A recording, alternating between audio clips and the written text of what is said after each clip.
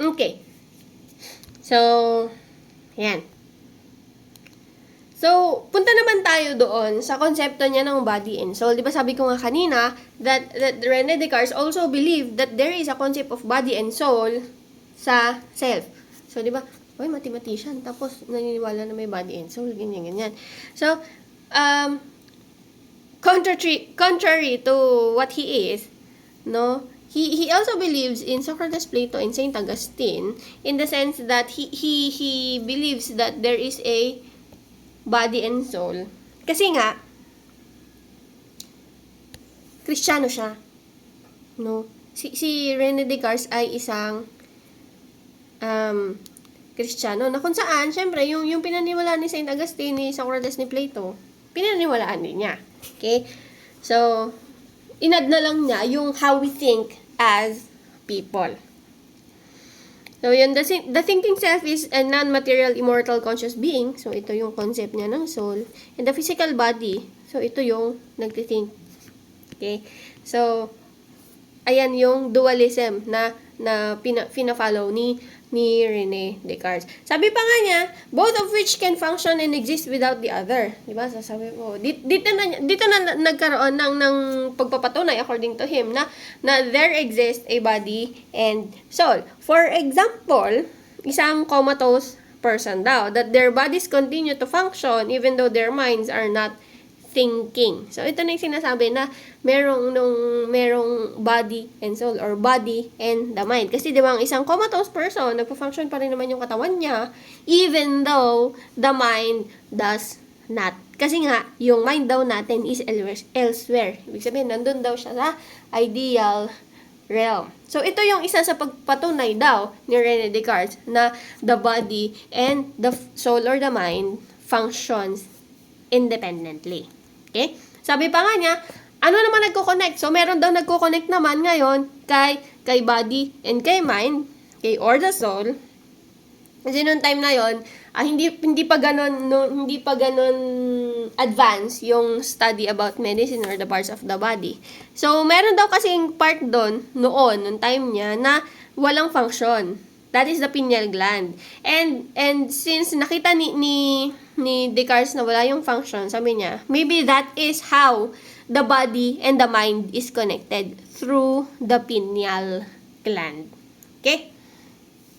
Nung time na yon, wala pa siyang function. Pero ngayon, syempre, through advanced medicine studies, meron na yang, may definition na yan kung ano yung function niya. Okay? So, that is Rene Descartes. Punta tayo sa fifth philosopher, which is John Locke. So, nung nag-start na yung concept ni John Locke ng self, nahiwalay na yung nag-start ng maiba, yung way ng thinking or way ng pagbibigay ng definition ng self from the previous philosophers. Kasi, si John Locke ay tinatawag na isang empiricist. Ibig sabihin, you have to experience things for you to say that for you to believe that something is true, no? And that is quite contradicting to rationalists, which is sila Plato, sila Socrates, sila Rene Descartes, kasi nga they just use introspections or reason to give meaning to things. So, ito naman si John Locke, kailangan daw, to see is to believe. Sabi niya, you have to experience things before you believe that something is true. Okay? Ito naman kasi, si John Locke ay isang doktor. Okay? Siyempre, yung mga doktor na yan, hindi mo naman pwedeng, di ba, pag may nagtanong sa kanila, Dok, bakit ba masakit yung ulo ko? Tapos, hindi naman sasabihin ng doktor, di ba, na, ay, siguro kasi, ganito. Hindi niya bibigyan ng sariling meaning, di ba? They have to examine you and they have to know, they ask you, how do you feel this way, ganyan. They ask your experiences. And through that, no, saka lang niya masasabi na something is true. Okay? And sabi niya, sense experiences is the primary source of all knowledge and that only a careful attention to sense experiences can enable us to understand the world and achieve accurate conclusions. So, sabi ko nga, kabaliktaran sila ng rationalist. Experience muna. You experience things and then you give meaning. Si rationalist, you give meaning na lang. Okay? Through introspection. So, knowledge according to him is based on careful observation of sense experiences and our memories of previous experiences. Reason plays a subsequent role by giving meaning to sense experiences. Pero kailangan daw ma-experience mo muna bago mo bibigyan ng rason. Okay? And for him, conscious awareness of the self as a thinking and reasoning, reflecting identity and memory of previous experiences are keys to understanding the self. So, kailangan daw, you're aware of your experiences para daw maintindihan mo yung sarili mo. So, in other words, you have a coherent concept of self as a personal identity because you're aware of yourself when you're thinking, feeling, willing, and you have memories of times when you're aware of yourself in the past. Ibig sabihin, na-experience mo na daw yung mga bagay-bagay. And only then, doon mo masasabing meron kang sarili. Okay? Yeah.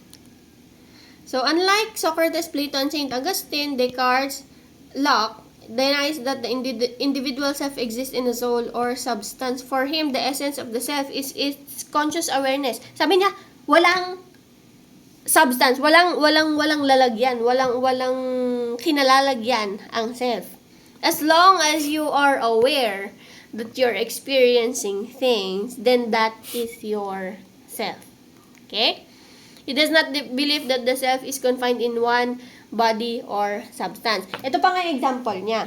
Sabi niya, kung totoo daw na merong kinalalagyan yung self natin, ibig sabihin daw kapag, sabi niya, kapag pinutol mo yung isang part ng body mo, kailangan daw may mawawala na parte. Or may mawawalang knowledge sa iyo. But is that true? Di ba hindi naman? Kapag naputol yung kahit, di ba? Kapag nagtanggal ka ng kuko mo, may mawawala bang knowledge sa iyo? Wala naman. And doon yung napatunayan that the self is not confined in one body or substance. It is your conscious awareness of your experiences and memories. Yun daw yung self mo. Ibig sabihin, wala daw siyang lalagyan. As long as you're aware of your experiences, then therefore you have a self. Yun ang konsepto ni John Locke ng self. Hindi daw siya nailalagay sa body. Wala daw body ang self. Kasi nga, kapag may pinaglagyan daw ang self, ibig sabihin, pag may naputol dun sa body na yon, may mawawala din daw na experience sa'yo. Kaso hindi, that's not the case, di ba? So, ayan. Okay? So, that is empiricism. Okay? Experiences ang pinaka mahalaga. So, this is followed by the concept of David Hume. And David Hume also is an empiricist, just like John Locke. Ibig sabihin, experiences lang yung ginagamit na pang-define ng self. Okay? So, believing that the source of the genuine knowledge is our direct sense experience. So, just the same with John Locke. However, he believes that if we carefully examine our sense experience to the process of introspection, masasabi natin na walang self. Okay? Diba nga, sabi ni John Locke, ang self natin ay, we have a self if we are consciously aware of our experiences. Pero sabi ni David Hume, kapag inisip natin, nasan talaga yung self, no? Sabi niya na there is no self. Okay? So, paanong paraan? Sabi niya, in order for something to be proven, di ba? Empiricist nga, one must sense and experiences. So, you use your sense organs and experiences para masabing, ay, totoo ang isang bagay. Hawakan mo yung tumbler mo. Yan, pag nahawakan mo, natouch mo siya, ibig sabihin, totoo siya. No? According to him, the self is just a bundle or collection of different perceptions and impressions. He believed that we can experience either impressions and ideas.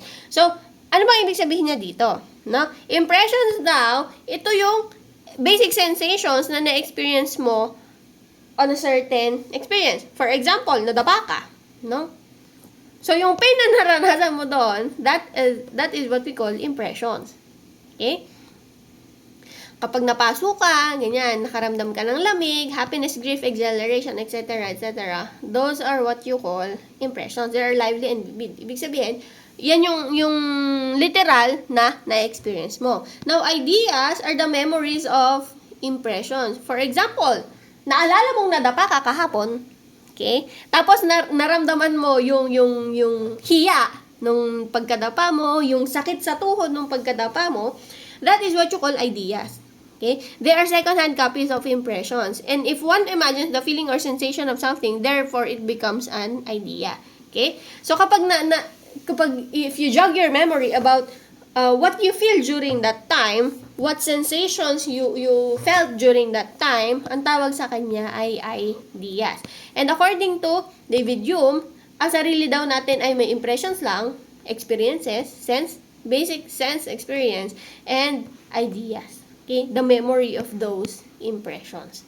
Now, kung hahanapin siya, diba, sabi pa niya, he defined the self as a bundle or collection of different impressions which succeed each other with an inconceivable rapidity or are in perpetual flux and movement. Sabi niya kasi, kaya na nasabi na there is no self kasi sabi niya, sige nga, pag ikaw napukpok ngayon, forever na bang nandyan yung pain ng pagkakapukpok sa kamay mo? Sabi niya, di ba nawawala naman siya? Okay? Hindi naman ibig sabihin na napukpok yung kamay mo ngayon, forever mo na siyang mararamdaman yung pain. Hindi naman daw, that's not the case. So, yun yung ginamit niya na patunay na it's in perpetual flux or laging nababago-bago. Okay? Kumbaga, parang natatabunan na kung ng panibagong impressions na nararanasan. So, the self is simply a collection and combination of all the experiences of a particular person, no? Na kung saan, na-experience mo to ngayon, mamaya, wala na yan. Naka-experience ka ng saya ngayon, mamaya-maya, wala na ulit. Okay? So, pag hinanap mo yung saya na yon, it becomes an idea na nga lang. It becomes a memory of the impression. Pero pag hinanap mo daw, kung nasan siya, hindi mo siya makikita. Okay? So, that is the self daw. Kaya niya sinabing, there is no self. Kasi pag hinahanap mo daw yung mga impressions na yon, ideas na lang ang may isip mo. Pero hindi mo na siya mararamdaman ulit. Unless you experience the same circumstance. No? Kaya, so, para sa kanya, there is no self that is unified and permanent. Unlike yung sinasabi nila Socrates na merong body and soul. Na kung saan nandun yung wisdom, nandun yung experiences mo, wala. No? Sabi niya, pagkatapos mo siyang ma-experience, mawawala na siya. Okay? Even when we actively look for the self, we can't find it. All of our experiences are perceptions and none of those perceptions resemble a unified and permanent self-identity that exists over time. So, sabihin mo bang ikaw ay isang taong malungkot? Everyday ka ba malungkot? Lagi na lang bang malungkot? Hindi na ba madadagdagan yan ng kahit anong emotions? Di ba? Hindi naman. Okay? Napapalitan at napapalitan yan. Okay? Similarly, when our body dies and all empirical sensations cease, it makes no sense to believe that our self continues to exist in some form. Death is final. So, sabi nga, since empiricist sila, kapag namatay daw yung isang tao, syempre, wala nang mag-experience noon. So, hindi na sila maniniwala na meron pa tayong soul na makaka-experience ng bagay-bagay. Okay? So, yun. So, what about the mind? Diba? How about the thinking thing that we use? No? According to him, the mind is like a theater where several perceptions successfully make their appearance. Diba kapag ganun, pag may play, diba? May mga taong papasok, ganyan, and then after, aalis na ulit sila, ganyan. So, sa mind daw, ganun lang din yung nangyayari. Para ka lang daw nanonood ng TV. Okay? And then afterwards, wala na ulit sila. Hindi sila nag-i-stay sa isang lugar. Okay? So, what about the perceptions throughout life? Yung mga nabibigyan natin ng realizations, ganyan. And, paano natin masasabi paano masabing wala namang self, ganyan? I have a complete perception of the self. So, sabi niya, may reasoning din daw siya dyan. Meron tayong tinatawag na fictional self. Pag tinanong daw yung self natin kung meron nga ba, mahirap naman daw sabihin na wala talaga. Okay? So, sabi niya, gumagawa daw tayo ng fictional self or self na hindi totoo to unify these transient mental events and introduce order into our lives, but this self has no existence. Ibig sabihin, pag hinanap mo daw yung self na yun, composed of your impressions and ideas, wala ka pa rin maipapakita. Masasabi mo lang na ikaw ito, ikaw si Kayan, pero as Kayan na may impressions and ideas, hanapin yung impressions and ideas na yon, wala kang masasabi. Okay? So that is David Hume's concept of the self. There is no self. Okay. So pasok naman sa seventh philosopher, si Immanuel Kant. Si Immanuel Kant talaga ay nananahimik siya noon. May iba siyang pinagkakabalan sa buhay. Pero syempre nga, di ba sabi natin, yung mga teachings na yan, yung mga learnings about the self na yan, etc., etc., kumakalat yan. Para rin yan chismis. And nakalating sa kanya yung konsepto ni David Hume. Okay? He find David Hume's definition of the self problematic as he believed that experiences around people are not randomly experienced and sensed without an organizing principle. Sabi niya, parang ang hindi naman nagme-make sense yung definition ni David Hume about the self. So, dahil dyan, yan, he created his own conception of the self, his own definition of the self. Diba? Masyadong palaban. So, according to him, if Hume's views proved to be true, then humans would never be able to achieve genuine knowledge in any of the area of experience. Kasi, di ba, kung impressions and ideas lang, it comes and it goes, sabi niya, edi wala kang mabibigyan na, hindi mo siya mabibigyan ng wala kang ma-achieve na kahit anong knowledge. So, sabi niya, kailangan meron pa din daw na nagbibigay ng wisdom doon sa mga na-experience mo. Okay? So, sabi niya, instead of a disconnected stream of sensations, we perceive and experience an organized world of objects, relationships, and ideas, all existing within a fairly stable framework of space and time. So, ano ibig sabihin niya dito? Sabi niya, yan, sabi niya, we live in a fairly stable and orderly world, which sensations are woven together in a fabric that is familiar to us. So, gumagamit ulit siya ng metaphor dito. Okay? So, sabi niya, there is a concept of mind that organizes, actively sort, organize, relate, and synthesize the fragmented, fluctuating collection of sense data that our sense organs take in. Ibig sabihin, our sense experiences ay ino-organize ni mind. Okay? For that we make sense of it, and with that we learn from it. Okay? And then yung na-organize na yon, that becomes our memories na may meaning. Okay? Therefore, he believes that there is a mind that organizes the impressions that we get from the external world. Okay? Thus, the self is composed of the impressions and a mind to organize it. Sabi pa nga niya, okay, asan ba yung nilagay ko dyan? Ayan. So, this is an example of the self daw. Okay?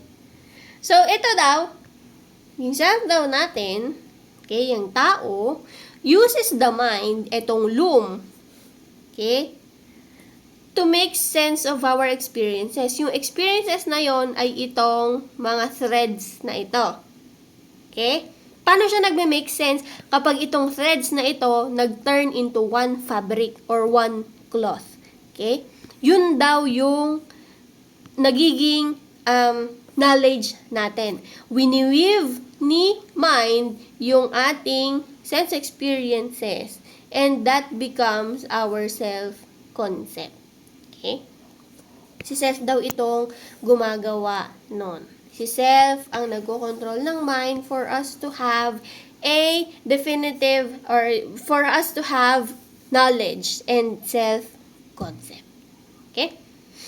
Sabi pa niya, dinefine niya yan as unity of consciousness. And the thoughts and perceptions of any given mind are bound together in a unity by being all contained in one consciousness.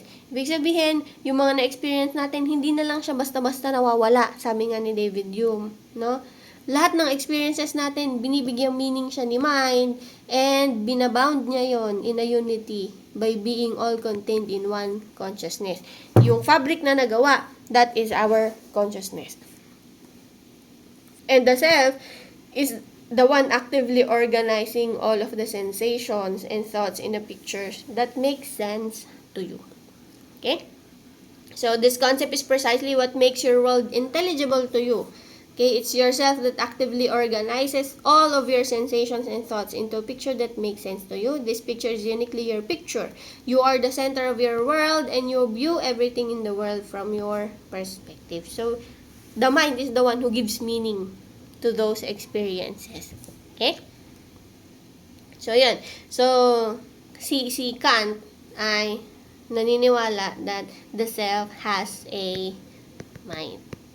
Okay? Not just experiences. Okay?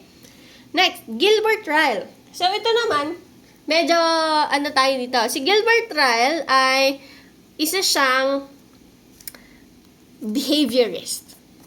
Ibig sabihin, yung konsepto niya ng self is mostly from his behaviors or the behaviors that can be observed. Sabi niya,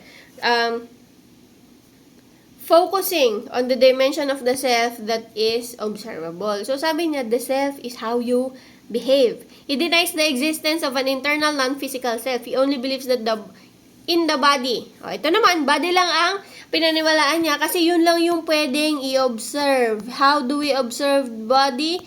Through our behaviors. Okay? So, bukod naman to sa empiricist. Kasi ang empiricist, you experience things. Pero, para si Gilbert Ryle, you observe through the behaviors. Okay? For him, the self is not an entity a person can locate. It's just a name we use to refer to all our behaviors. So, that's why he defined the self as how you behave. Okay? Sabi niya, hindi naman daw pwedeng ihiwa-hiwalay mo pa yung self, sabi niya. Para ka daw naghanap ng university. Okay? For example, imagine that you are, nag-walk ka daw sa dimsu. Sabi, idadala kita sa dimsu. So, ang ginawa mo, inikot mo yung dimsu, pasok ka dyan sa gate, no? Nadaanan mo yung central administration, nakapunta ka sa may Central Park, nakita mo yung food court, yung Marcos Building, yung JICA Building, yung mga colleges, ganyan. Tapos, tinanong mo, so, nasan yung dimsu? Okay? So, hindi mo daw pwedeng tanungin kung nasan yung dimsu because hindi mo pwedeng i-pinpoint exactly where is dimsu because dimsu is everything, all the buildings, the people, etc., etc. Okay? So, that is the same way of he saying that how is the self being defined, no? If we are mistaken if we think that the self exists apart from a certain observable behaviors. So kaya sinasabi niya talaga na kailangan ihiwalay daw natin yung konsepto ng body and behaviors.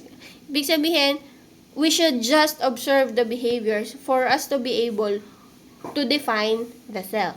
Okay? Yan. What truly matters is the behavior that a person manifests in their day-to-day life. He believes that the self, therefore, is how you behave. So, lahat daw ng behaviors mo ay yun yung self mo. The self is best understood as a pattern of behavior, the tendency or disposition for a person to behave in a certain way in certain circumstance. Kaya nga minsan, di ba, who are you?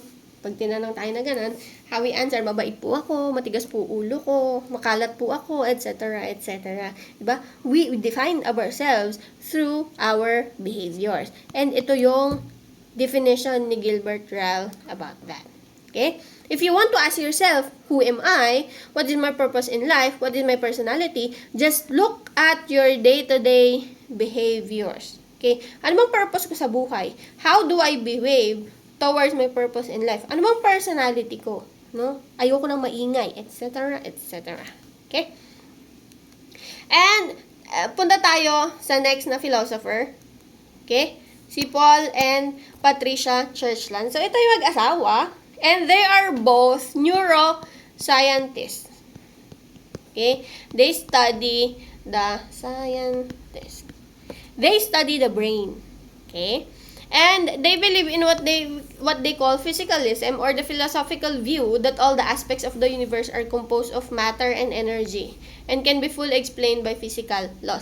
Ibig sabihin, di sila naniniwala sa mga rational thinking, yung body and soul, etc., etc. Naniniwala lang sila as long as they will be able to explain it through physical laws. Okay? So, paano yon? Through science. No? They use science to explain the self. Okay? Yan. They believe that the final analysis mental states are identical with reducible to explainable in terms of physical brain states. So, basically, if you're going to think about it, they define nila si self as the brain. The self is your brain. Because the brain is the one who makes you think this way, makes you behave this way, makes you, yan. Yung mga bagay-bagay na iyan. Okay? How you physically look, yung brain din daw ang may kasalanan nun. Kasi, siya ang nag-iisip para sa iyo.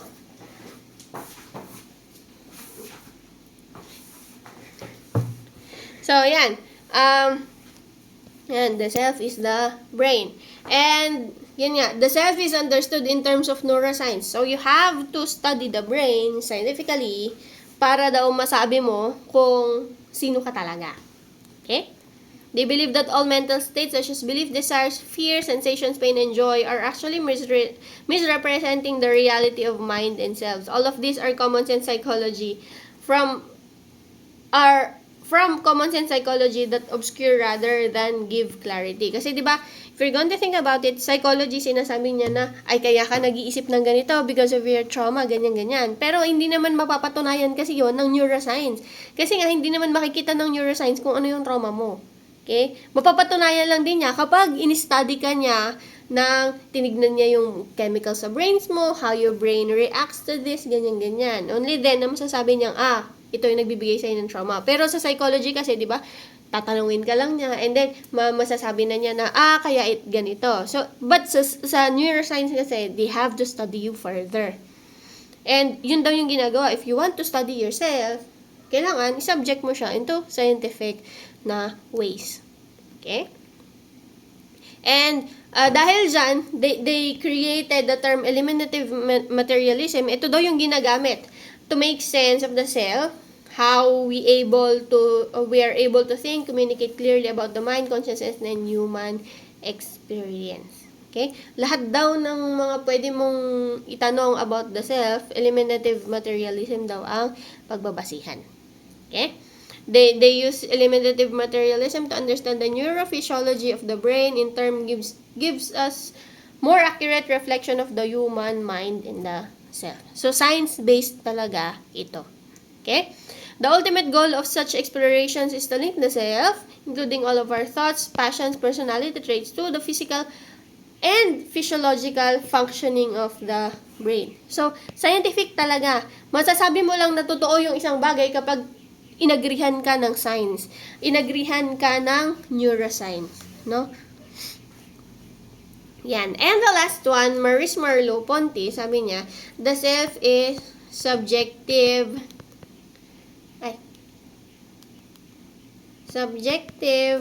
experience. Yan. Okay. Wherein, sabi niya, sa madaling sabi, how you experience things. Sabi niya, it's embodied. Okay? How you experience things, how you give meaning to things, yan daw, kung anong paniniwalaan mo, yan daw ang self. And the self, just like our fingerprints daw, is very unique to us. Kasi, how we give meaning to experiences na meron tayo, iba-iba daw yan. No? And how we thought about it, how we experience emotions about it, how we feel about it, yan, iba-iba daw yan. Okay? And sabi niya, and hindi mo daw siya pwedeng paghiwa-hiwalayin. Everything that you experience, everything that you thought of, everything that you believe in, that is the self daw. So, sa madaling sabi, kung ano daw yung paniniwalaan mo, if you believe in Socrates, if you believe in Saint Augustine, if you believe in David Hume, Gilbert Ryle, etc., etc., pwede daw yun. Because of our subjective experience, no? Kaya ka naniniwala sa kanila because may na-experience kang something and you give meaning to it. You gave meaning to it, that's why it becomes subjective. So, how we define ourselves can be different with other people. Kasi nga, hindi naman same yung pag-experience natin ng bagay-bagay. Okay?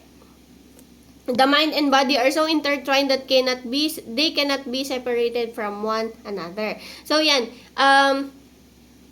Hindi rin siya naniniwala dun sa mga hiwa-hiwalay na parts ng self, which is sabi nga, body and soul, mind and body, ganyan. Because the mind gives us the reason and the body is the one who experiences it. And how we experiences it, doon nagkakaiba-iba. Doon siya nagiging subjective. So, how you believe yourself to be, yun ang definition ng self according to Maurice Merleau-Ponty. Okay? So, kaya nga sabi ko, di ba, whatever, mula dun sa may pinaka-umbisang philosopher, pagdating sa pinakadulo, pinadali na niya ang lahat. Since it's a subjective experience, a subjective embodied experience na kung ano yung na-experience mo, yun yung paniniwalaan mo. Whatever that concept may be. Okay? So, that is Maurice Merleau-Ponty. Okay? Actually, siya yung pinakamadali. So, that is the discussion for the 10 philosophers that defines the self in the philosophical perspective of the self. So, should you have questions, you may ask me in the GC. So, you may use this discussion as a reference for the philosophical perspective of the self. So, yun lang. Ingat po ang lahat and thank you for listening.